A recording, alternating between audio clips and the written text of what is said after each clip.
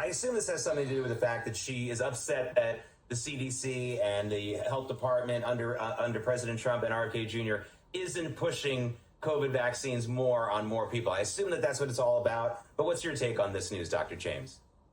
Yeah, if that is what it's about, then good riddance. We're happy that you're leaving. Let's clear the decks, because the recommendation for children to take COVID shots was never based in science. So we want to get rid of anybody who's going to cause a drag for this administration. They have now taken the COVID shots off of the recommended schedule for children. The IMA applauds this and congratulates Secretary Kennedy on his success. And yes, let's get people who are resistant to that idea, who don't understand the science, out of the way. Yeah, I think...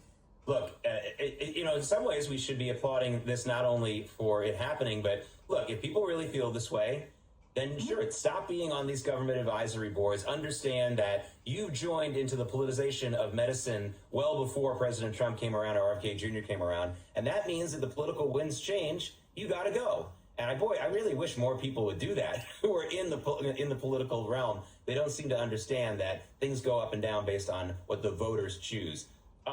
Dr. James, I'd like to talk to you about the bigger picture of the American healthcare system. And I have to toot my own horn to do that, because 5 years ago, and even before that, but 5 years ago, I wrote my biggest piece about how hospital monopolies and consolidation of the healthcare industry, they buy up, for example, private practices as well, is really a threat, just like any monopoly. You don't have to talk about it in the context of healthcare. Monopolies are not good for whatever product that's a monopoly in, or whatever product or service. So I want to ask you about that. Is that something that you think is still really a major concern? I think it's worse than ever, because it's basically a case of they charge us the most and they have the least competition, and it's about our life and death. What could possibly go wrong?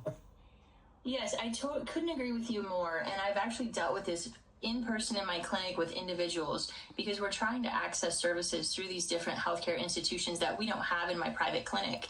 And what we're running into is the hospitals tell us you have to send your patient to one of our doctors, which is medically unnecessary. That's fraud, in order for them to access what you're trying to access, like a radiology procedure.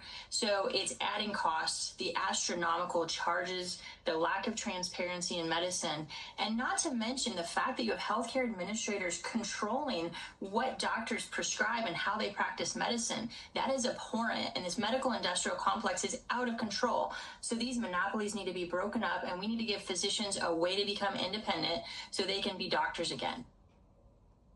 Yeah.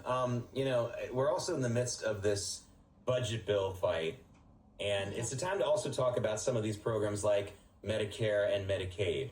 They are considered